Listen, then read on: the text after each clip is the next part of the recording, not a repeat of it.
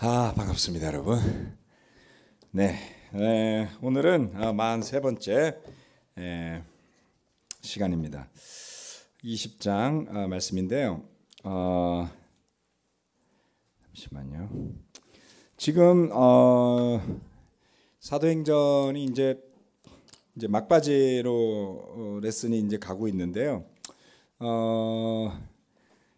사도행전 그 강의 말씀을 이제 책자로 지금 만들고 있습니다. 그래서 지금 현재 그 1장부터 다시 이제 편집에 들어가서 한 2장까지 이제 8장 정도, 그러니까 8페이지 정도죠. 쭉 우리 송정우 형제가 이제 편집을 해서 보여줬는데, 아마도 주불리 전에 사도행전 강의 책이 나오지 않을까 싶어요. 그래서 아무튼 못 들으신 분들은 나중에 책으로라도 한 번씩 읽어보시면 도움이 될 것 같습니다. 자, 오늘은 사실 제가 여기다 넣어놨군요. 자, 드로아 교회 에피소드라는 제목입니다. 여러분들이 그 혹시 주석서를 좀 읽어 보시나요? 네, 주석서, 뭐 다양한 주석서가 있는데요. 주석서가 성경은 보면 이렇게 한 권으로 돼 있는데, 주석서를 보신 분들은 알겠지만 뭐 한 열 몇 권. 그러니까 단순한 뭐 이렇게 조그만 주석서 말고 이제 일반적인 주석서를 보면 막 거의 주석서 책이 이만큼씩 있잖아요, 그렇죠? 그래서 주석서를 뭐 성경 말씀 읽듯이 읽어 나가려고 그러면 상당히 어렵습니다. 양도 굉장히 많고, 그리고 내가 필요로 하는 정보가 아닌 것들이 많을 때가 많아요. 그래서 그렇긴 하지만 여러분들이 좀 뭔가 좀 더 디테일한 정보를 알고 싶다 이러면 주석서를 보시면 상당히 그 도움이 되는 것도 사실입니다. 그래서 사도행전 말씀을 길게 지금 강의를 하고 있는 만큼 관심 있으신 분들은 궁금한 것이 있거나 한 부분들을 뭐 주석서를 다양하게 참고해 보시면 그 중에는 일부 제가 하는 내용들도 포함이 되어 있고요. 그다음 제가 이 사도행전 강의하면서 참고한 그 사도행전 관련된 책이 한 4권 정도 됩니다. 4권 정도 되고, 나중에 그 책 뒤편에다 다 내용을 적어 놓을 거고요. 인용한 구들은 다 각 줄을 적어서 찾을 수 있도록 그렇게 준비를 하고 있습니다. 그리고 사실 뭐 그런 책들만의 이슈라기보다는 또 우리 교회의 관점에서 바라봤을 때 사도행전, 우리의 제자의 삶과 연결해서 또 했던 것들이기 때문에 그러한 관점에서의 조금씩의 차이도 있으리라 생각을 합니다. 그래서 그런 관점으로 이 강해 설교 또는 앞으로 책이 나왔을 때 여러분들이 그런 것을 참고하시면 좋을 것 같습니다. 드로아 교회 에피소드는 20장 6절부터 나와 있는 말씀인데요. 드로아가, 우리 이제 다 드로아가 어딘지 아시죠? 예, 드로아는 아시아 지역에 속해 있는 항구 도시였습니다. 여기 있죠. 예. 그래서 2차 선교 여행 때 바울이 가려고 했던 곳들의 그 선교지의 문이 열리지를 않아서 결국 드로아를 통해서 빌립보, 마케도니아로 넘어가게 되었던 그 항구 도시였습니다. 그리고 이렇게 보시면 선교 여행을 이후에 뭐 2차, 3차 하면서 점선이 계속 드로아를 지나다니는 것을 보실 수가 있을 겁니다. 오늘은 그 3차 선교 여행의 그 마지막 부분에서 드로아에 이미 교회가 세워져 있는 장면을 보시게 됩니다. 이 드로아에 교회가 세워진 것을 보게 된 겁니다. 자, 사도행전 20장 6절로부터 12절 말씀인데요. 제가 읽도록 하겠습니다. 우리는 무교절 뒤에 배를 타고 빌립보를 떠나 닷사만의 드로아에 이르러 그들에게로 가서 거기서 이레 동안을 지냈다. 주간의 첫날에 우리는 빵을 떼려고 모였다. 바울은 그 다음날 떠나기로 되어 있어서 신도들에게 강론을 하는데 강론이 밤이 깊도록 계속되었다. 우리가 모인 위층 방에는 등불이 많이 켜져 있었다. 유두구라는 청년이 창문에 걸터 앉아 있다가 바울의 말이 오랫동안 계속되므로 졸음을 이기지 못하고 몹시 졸다가 3층에서 떨어졌다. 사람들이 일으켜 보니 죽어 있었다. 바울이 내려가서 그에게 엎드려 끌어안고 말하기를 소란을 피우지 마십시오. 아직 목숨이 붙어 있습니다 하였다. 바울은 위층으로 올라가서 빵을 떼어서 먹고 나서 날이 새도록 오래 이야기하고 떠나갔다. 사람들은 그 살아난 청년을 집으로 데리고 갔다. 그래서 그들은 적지 않게 위로를 받았다. 여기에 보면 바울 일행이 빌립보를 떠나서 드로아에 도착을 합니다. 그리고 그 드로아에서 이래라는 것은 일주일 정도, 7일 정도의 시간을 이야기하죠. 이 부분에서 이 앞에 나오는 지금 세 가지의 구절에 아주 중요한 몇 가지의 단서들이 들어 있습니다만, 이 드로아라는 도시는 우리가 그동안에 살펴본 것은 말씀드렸다시피 선교 여행의 과정에서 스쳐 지나가는 항구 도시 같은 느낌을 많이 받았을 거예요. 그런데 갑자기 여기에 보니까 드로아에서 바울과 그 일행들이 모여서 함께 거기에 있는 신자들, 제자들과 더불어서 빵을 떼고 밤을 새워가면서 말씀을 가지고 강론하는 그런 장면이 나와 있죠. 교회가 생겨난 것을 보게 되는 겁니다. 그런데 선교의 과정은 생략이 되어 있어요. 그렇죠? 그리고 신약의 뭐 고린도서라든가 에베소서라든가 뭐 골로새서라든가 이런 서신서 이름에 익숙하신 분들에게는 그 도시가 나오면 사실 뭔가 아는 것 같은 느낌을 주는 것도 사실이지만, 드로아는 별로 언급이 된 적이 없는 도시죠. 그래서 여러분 머릿속에서도 이 드로아라는 곳에 교회가 세워졌는지조차도 잘 모를 수도 있다라는 것이죠. 그런데 이 드로아라는 도시는 알고 보면 상당히 유명한 도시였습니다. 트로이의 목마 이야기 아시나요? 예, 그 그리스군이 이 트로이라는 도시를 함락시키려고 30명의 병사를 숨겨둔 나무로 만든 말이었죠. 목마를 앞에 세워두고 가다가 전쟁에 지는 척하고 달아났는데, 이 트로이 사람들이 어떤 승리의 상징으로 그 말을 성 안으로 끌고 들어갔다가 함락되는 스토리가 이 무대가 된 곳이 트로아라는 도시입니다. 그리고 이 조금 전에 보셨던 그런 어떤 그 해안의 그런 여러 가지를 고려해 볼 때 위치로 보면 그 마케도니아로 건너가기에 가장 좋은 적합한 위치에 있는 항구 도시였던 것이죠. 그래서 이 도시의 절정기에는 약 10만 명이 살았다고 합니다. 지난번에 그 에베소가 약 한 인구가 50만 가까이 됐었다라는 말씀을 드렸었는데요. 정말 에베소는 그야말로 대도시였고요. 그렇지만 인구 10만의 도시라는 것도 사실은 상당한 수준의 대도시다라고 봐야 합니다. 심지어는 로마의 황제 중에 한 사람이 이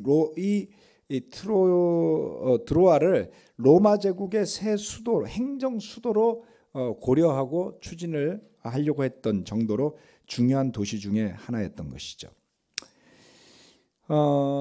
그리고 이 성경 말씀의 사도행전 그리고 서신서를 연결해서 보면은 결국 사도 바울이 여러 번 거쳐가면서도 그냥 지나다니다시피 했던 이곳에 어느 순간에 바울의 일행이 결국 이 드로아라는 도시에 복음을 전한 것을 알게 됩니다. 놀랍게도 전성기 60만 명이었고요. 놀랍게도 바울이 그 일행과 더불어서 이곳 드로아에 전도를 한 이야기는 고린도후서 2장 12절에 나옵니다. 우리 고린도후서 2장 12절 말씀을 같이 한번 읽어볼까요? 뒤에 나오죠. 고린도후서 2장 12절 시작. 내가 그리스도의 복음을 전하려고 드로아에 갔을 때 주님께서 내게 거기에서 일할 수 있는 길을 열어 주셨습니다. 아멘.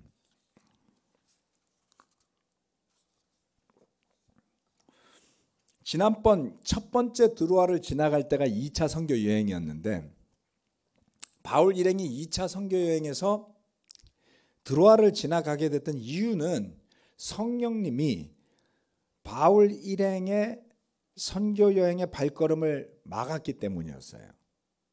에베소 지역 아시아로 가는 것을 막았죠. 그래서 더 북쪽인 본도로 가려고 그랬더니 그쪽도 가지 말라고 했어요. 다시 말해서 하나님 주님께서 그들의 길을 막았기 때문에 마치 이렇게 몰려가듯이 간 곳이 이곳 드로아였습니다. 그리고 그곳에서 환상을 보고 건너가서 마케도니아로 와서 도와달라는 환상을 보고 건너가면서 마케도니아와 아가야 지역, 그리스 지역에 교회들이 세워지게 되었죠. 그런데 어느 시점에서 바울은 이 드로아에서도 복음을 전했습니다. 고린도후서 2장 12절 말씀은 그처럼 드로아에 교회가 세워지는 과정을 이렇게 설명하고 있어요. 주님께서 내게 거기에서 일할 수 있는 길을 열어주셨습니다. 바울이 그곳에서 복음을 전하려는 의지도 가지게 되었고요.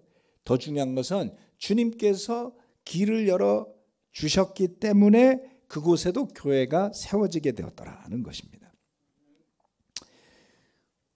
우리가 알다시피 이 사도행전은 누가가 기록을 했는데요. 바울도 누가도 분명히 알고 있고 시인하는 것 중에 하나는 그들의 선교 여행의 여정을 주님께서 주관하고 계시다라는 겁니다. 우리가 볼 때 선교 여행의 주체, 걸어다니면서 사람을 만나고 세례를 주고 말씀을 가르치고 하는 사람은 바울과 그 일행으로 보이지만 그들이 주체였다고 봐야 돼요. 하지만 그들이 가는 길을 열어주시거나 닫거나 하는 분은 주님이셨다라고 합니다. 바울이 그처럼 이러한 문을 열어주시고 때로는 닫고 하시는 분이 주님이라는 것을 얼마나 분명하게 인식하고 있는지는 바울이 선교 여행을 마치고 난 다음 그의 선교 여행에 대한 리포트, 보고를 할 때 그의 초점이 바로 거기에 있다는 것을 알 수 있습니다. 주님께서 길을 열어주셨다라는 것을 바울이 이야기합니다. 사도행전 14장 27절 말씀인데요. 이 말씀 다 같이 한번 읽어보도록 하겠습니다. 14장 27절 말씀은 1차 선교여행을 마치고 바울이 안디옥으로 복귀한 다음에 그곳에 있는 회중들에게 설명한 내용이었습니다. 같이 읽어볼까요? 시작. 그곳에 이르러서 그들은 교회 회중을 불러 모으고서 하나님께서 자기들과 함께 행하신 모든 일과 하나님께서 이방 사람들에게 믿음의 문을 열어주신 것을 보고하였다. 아멘. 바울은 두 가지를 이야기했어요. 첫 번째, 하나님께서 자기들과 함께 행하신 모든 일이라고 했습니다. 두 번째, 하나님께서 이방 사람들에게 믿음의 문을 열어주신 것을 보고하였다라고 했습니다. 방금 말씀드렸죠. 선교 여행을 직접 했던 사람들은 바울과 그의 일행이었는데 바울 일행이 돌아와서 나눈 것은 우리가 이렇게 했더니 이런 일이 일어났습니다가 아니라 하나님께서 우리와 함께 하셨으므로 이런 일이 일어났습니다. 그리고 그 하나님께서 이방 사람들에게 믿음의 문을 열어주셔서 그 가는 곳곳의 도시들의 교회들이 세워지게 되었습니다 라고 보고를 한 것이죠. 이때뿐만이 아니라 3차 선교여행을 마치고 나서 21장 다음번에 설교할 구절들입니다마는 거기에 보면 그들의 선교 여행에 대한 보고를 예루살렘에 가서 장로들에게 그 예루살렘 교회 지도자들에게 하는 장면이 나옵니다. 2장 17절로 20절 말씀인데요. 이 말씀도 같이 한번 읽어보도록 하겠습니다. 시작. 우리가 예루살렘에 이르니 형제들이 우리를 반가이 맞아 주었다. 이튿날 바울은 우리와 함께 야고보를 찾아갔는데 장로들이 다 거기에 있었다.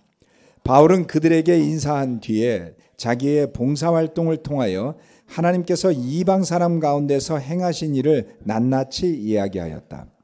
그들은 이 말을 듣고서 하나님께 영광을 돌리고 바울에게 말하였다.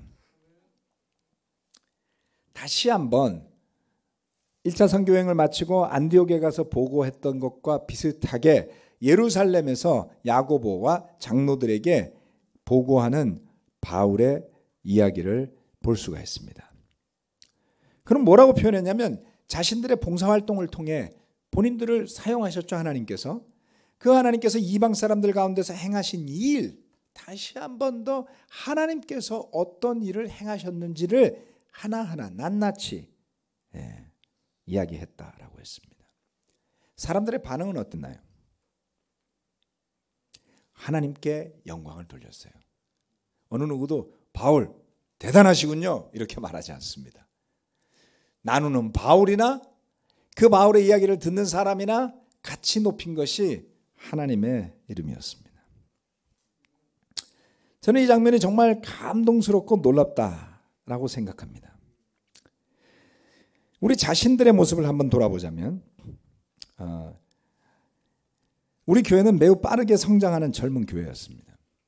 90년대 분명하게 이미 많은 교회들이 그 기성화되어 있던 그 분위기 속에서 아주 젊은 사람들로 구성되어서 매우 빠르게 성장하는 젊은 교회였습니다. 그렇게 빠르게 성장하다 보니까 우리 교회 안에는 젊은 목회자 지망생들이 넘쳐났었어요. 그래서 때때로 우리 교회에서 그런 목회자 훈련을 받기 위한 그 사람들 인턴이라고 불렀죠. 이 교회에서 인턴으로 교회에서 섬기는 일을 굉장히 영광스럽게 여겼던 때도 있습니다. 요즘은 잘 그러지 않아요. 네. 뭐 늘 좋은 게 있고 아쉬운 게 있지만 그때도 좋은 게 있고 아쉬운 게 있었고 지금도 좋은 게 있고 아쉬운 게 있습니다.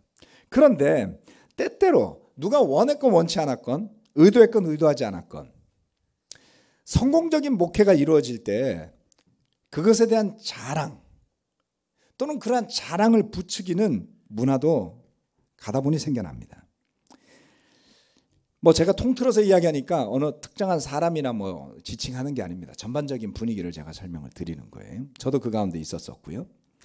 저는 그것이 의도적이었다고 생각하지는 않습니다만 주님께서 뭔가의 그 뜻에 따라 우리를 사용하셔서 그와 같은 전도의 문을 열어주셨는지를 깊게 생각하기보다는 그렇게 열린 전도의 문을 통해서 새롭게 그리스도인 예수님의 제자로 거듭난 많은 사람들 그 열매를 보고 때때로 그 영광에 도취되는 경우들도 있었더라는 겁니다.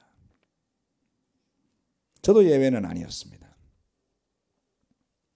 그런데 놀랍게도 시간이 많이 흐르면서 주님께서 이 교회를 정말 사랑하시는구나 라고 제가 뼈저리게 느꼈던 때는 정말 놀랍게도 제가 속해 있던 그 교회가 그 미니스트리가 급속도로 빠르게 성장할 때가 아니었어요.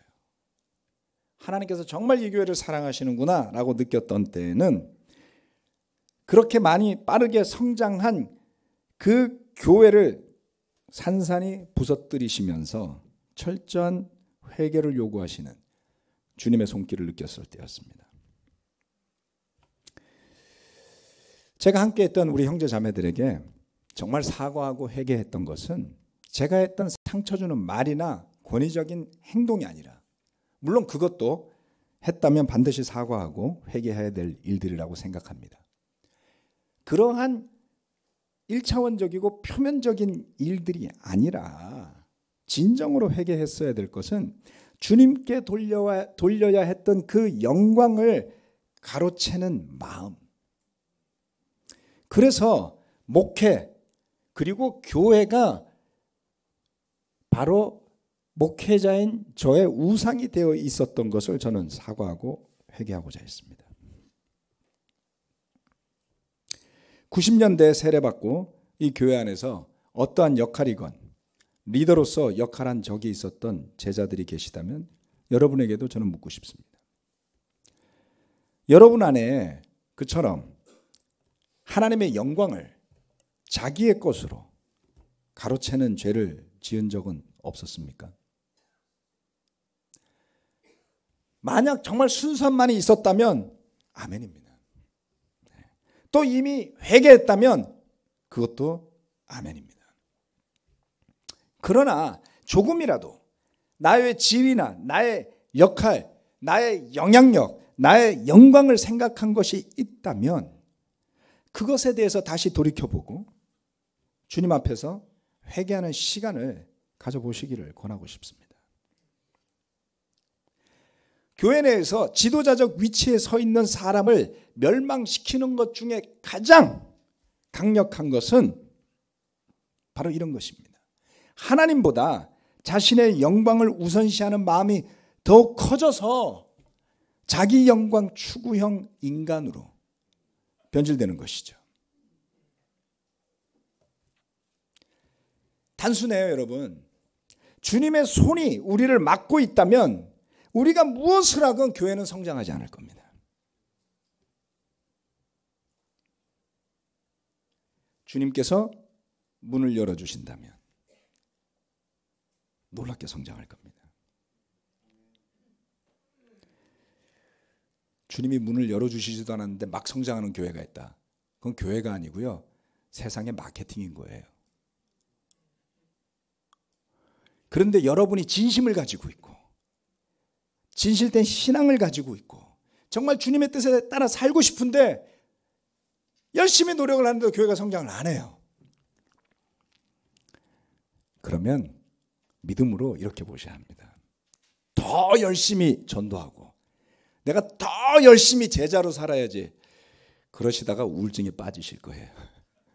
왜요? 하나님이 막고 계시는데. 바울이 하나님이 아시아로 들어가는 것을 막았을 때 그냥 돌아갔어요. 본도로 올라가는 거 막았을 때 그냥 나갔어요. 돌아갔어요. 바울이 거기서 박박 우기고 에베소를 갔다면 과연 나중에 하나님이 세우라고 한때 세워졌을 그 에베소 교회가 세워졌겠습니까? 바울이 죽었겠죠. 영적으로. 여러분, 이 교회가 무능하고 매력이 없고 가치가 없어서 성장을 안 하는 것이 아닙니다. 주님이 여러분을 사랑하시고 이 교회를 사랑하시기 때문에 한때 열심히 성장하던 젊은 교회로서, 물론 지금도 젊어요. 오해하지 마세요. 예. 그 노하우가 되었건 운영 방식이 되었건 많은 것을 아는 사람들이 아직도 우리 가운데 많지만 하나님 우리를 사랑하시기 때문에 문을 아직 열어주시지 않고 있다. 우리가 더 열심을 내는 것이 필요한 것이 아니라, 물론 상응하는 노력은 필수적이지만 주님께서 문을 열어주시기를 구해야 합니다.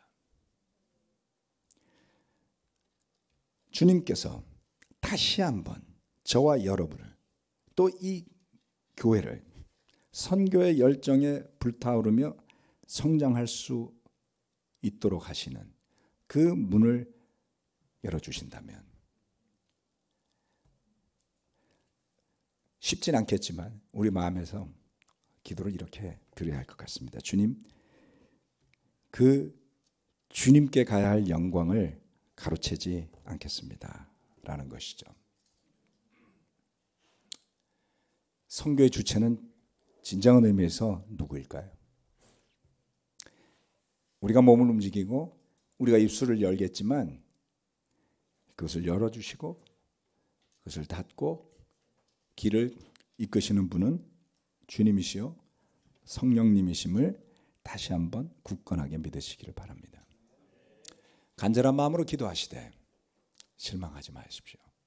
진리 가운데 거하고 서로 사랑하기를 힘쓰고 복음을 전하고자 한다면 주님께서 보내주시는 분들을 저와 여러분이 만날 것이고, 그러한 분들을 만날 때 우리가 그것을 우리의 영광으로 생각하지 않고 주님의 영광으로 생각하는, 나누는 사람도 듣는 사람도 다 같이 하나님의 이름을 찬양하는 교회로서, 바이블톡으로서, 가족으로서 성장해 갈 수 있으리라 믿습니다. 두 번째, 주간의 첫날 모임의 모습을 보게 됩니다.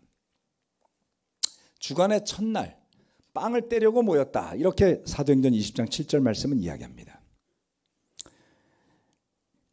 주간의 첫날은 어떤 날일까요? 네, 이 구절에는 몇 가지 주목할 만한 내용이 있는데요. 하나는 초대교회의 예배 모습을 이 구절에서 찾아볼 수 있다는 것입니다. 또 다른 하나는 그 드로아 교회 형제자매들의 배우고자 하는 열정입니다. 유대인의 계산법, 날짜를 계산하는 방법대로라면 하루의 시작은 해 뜰 때가 아니고요. 해가 지고 나면 새로운 하루가 시작이 되는 거예요. 네.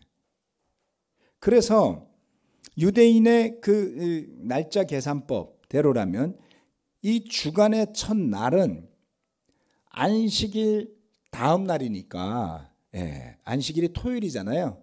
토요일 날 해가 지고 나서부터일 수도 있고요. 유대인의 계산법대로라면. 그런데 드로아라는 도시는 이방인의 도시였으니까 이방인들이 토요일 저녁을 새 날이라고 생각하진 않을 거 아니에요. 그죠? 저와 여러분들처럼. 그럼 이방인들의 계산법대로라면 주간의 첫날은 안식일 후 다음 날인 일요일 날이 되는 겁니다. 자,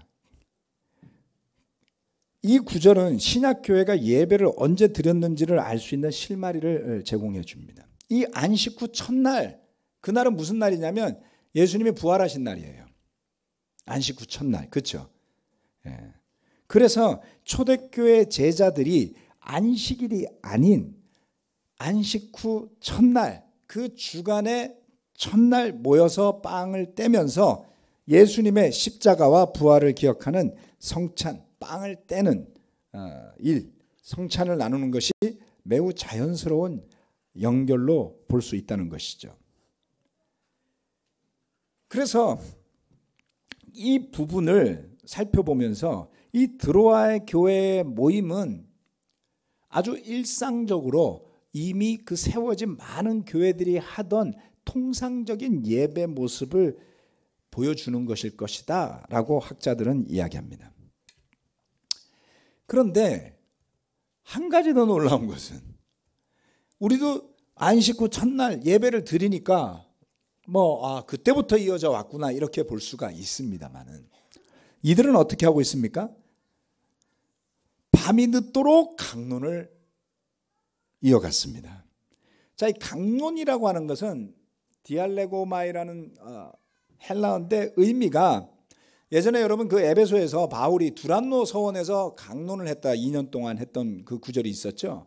그래서 그곳에서 가르쳤다라는 말도 되고 또 서로가 성경 말씀을 놓고 질의응답하면서 토론했다라는 의미도 될 수 있습니다. 자, 그것이 무엇이 되었건 강론이라는 단어를 의미를 제껴두고서라도 도대체 그 열정이 얼마나 대단했는지를 볼 수가 있어요. 결국 바울과 그와 함께 했던 사람들은 밤을 새고야 맙니다. 도대체 얼마만한 열정으로 말씀을 전한 것일까요?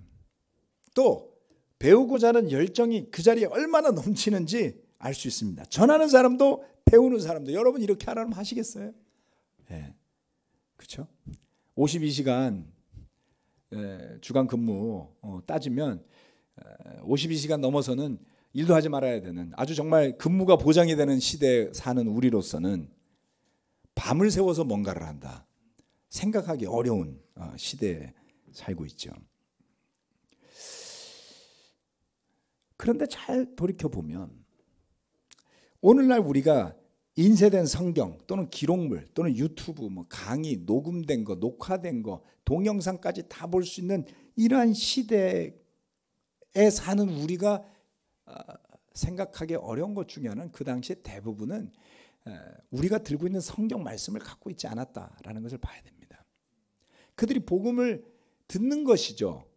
다른 누군가의 설명을 통해 예수님의 이야기를 듣고 믿음을 가지게 되고 전해준 설명을 통해서 설교를 통해서 이야기를 통해서 어렴풋이나마 그 예수님의 가르침의 그 진리를 살펴볼 수 있었다라고 생각한다면은 그들에게 있어서 이 바울이 와서 해주는 그런 방문 강의는 굉장히 그 교회 신앙의 깊이를 더하고 언제 올지 모르잖아요, 바울이.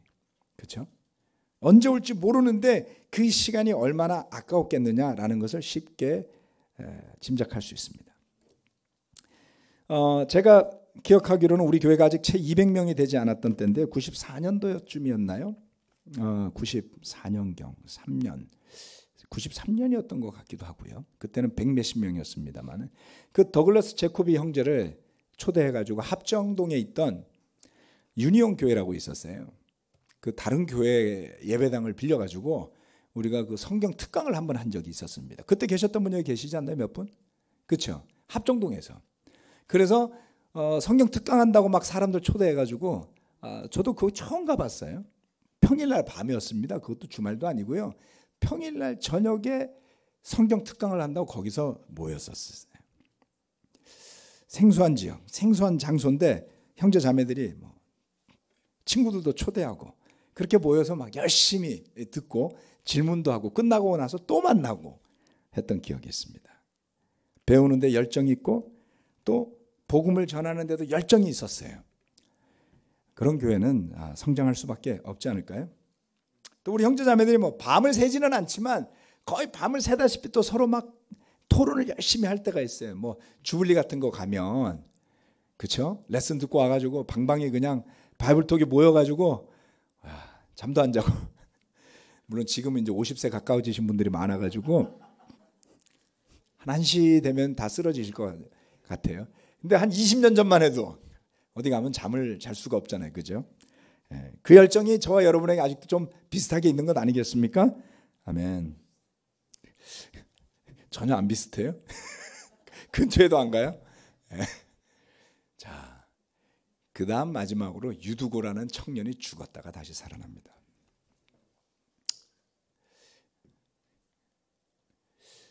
저는 이 장면을 읽을 때마다 이곳에서 유두고라는 청년의 이야기가 도대체 여기서 왜 나오나 그런 생각 안 해보셨어요? 두 번 다시 나오지도 않고 단막 배우처럼 무슨 쓱 나왔다 사라지잖아요, 유두고가. 그래서 읽을 때마다 내가 이걸 왜 읽어야 되지 이러면서 보는 경우가 있었습니다. 유두고라는 청년이, 젊은 팀들 잘 들어요, 청년들이니까. 바울의 말이 오랫동안 계속되므로 졸음을 이기지 못하고 몹시 졸다가, 여긴 4층이에요. 3층에서 떨어졌다. 사람들이 이렇게 보니 죽어 있었다. 예배드리다 말고 팀 미니스트리 청년 중에 하나가, 아니면 대학부의 청년 중에 하나 떨어져 죽었어요. 그거 막 졸고 있는데 바울이 또 깨우지도 않아. 여러분 졸아도 됩니다. 제가 설교하다가 여러분 졸아도 절대 깨우지 않습니다. 저를 탓할 뿐이죠. 도대체 얼마나 지루하게 하면 좋을까. 우리 교회는 진짜 졸기 힘든 교회인데 내가 이 교회를 졸게 만드는구나 이렇게 생각합니다. 젊은 청년이 죽었어요. 굉장한 비극이죠. 사람들이 내려가서 일으켜 봤더니 그가 죽어 있었습니다. 그런데 바울이 내려가서 그에게 엎드려 끌어안고 말하기를, 이게 어떤 한 장면을 좀 떠올리게 하지 않습니까? 엘리야가 죽은 아이를 살릴 때, 그렇죠? 엎드려서 코를 맞대고 끌어안아서 살려내죠. 아직 목숨이 붙어 있습니다. 라고 하고 그 청년을 일으켜 세우고 바울은 위층으로 올라가서 빵을 떼어서 먹고 나서 날이 새도록 오래 이야기하고 떠나갔다.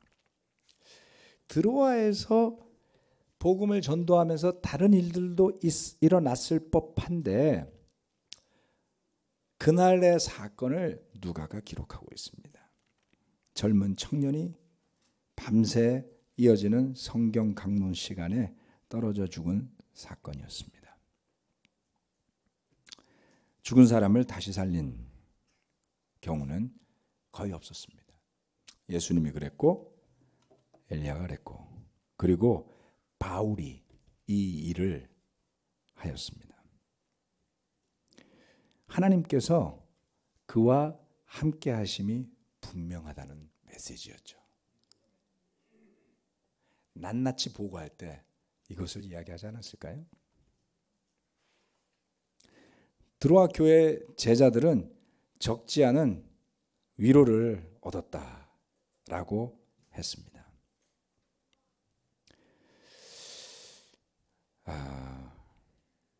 바울은 이 방문을 하고 나서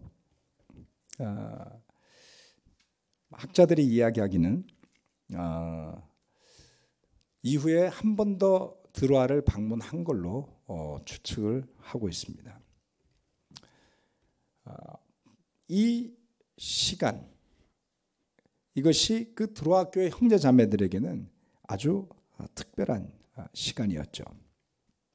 그들은 오랫동안 바울의 모습을 다시 볼 수 없었습니다. 아마도 바울이 그날 밤 드로아의 형제 자매들에게 전한 메시지는 다시 살아난 유두고와 함께 그곳 형제 자매들의 기억에 아주 오래 남지 않았을까요?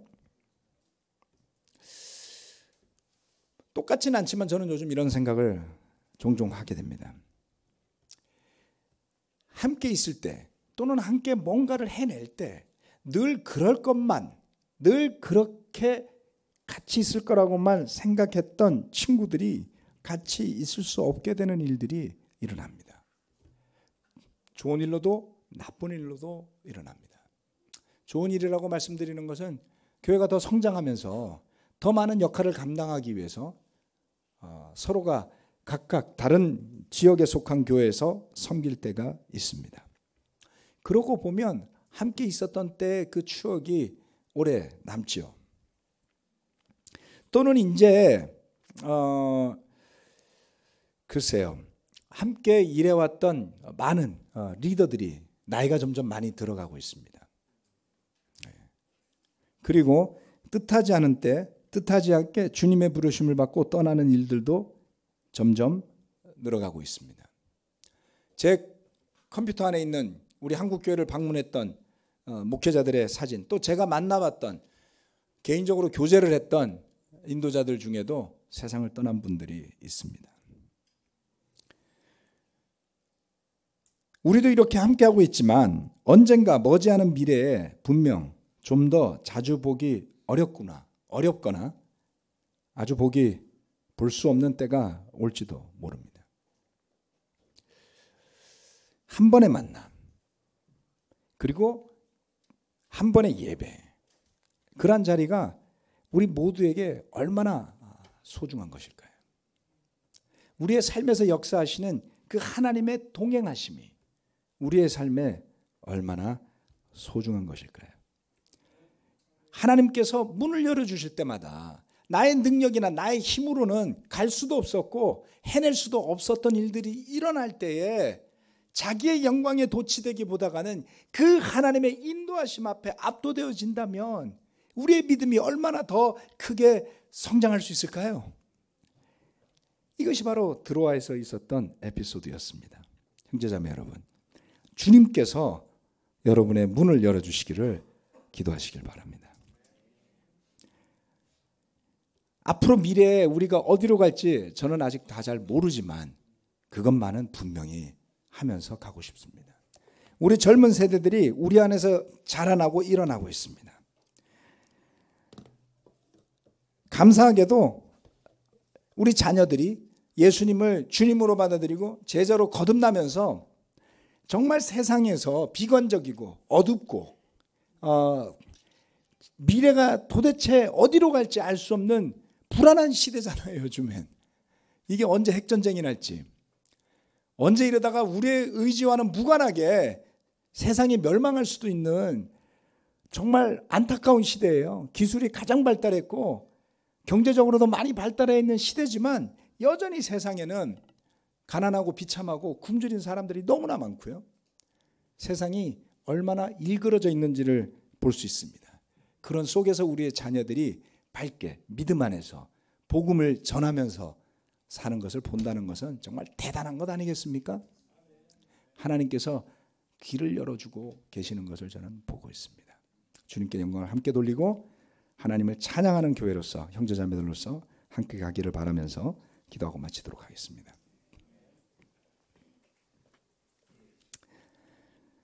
하나님 아버지, 성경 말씀에 나와 있는 지명과 인명들은 때때로 우리의 이해나 경험과는 상당히 거리가 먼 것들이 많습니다.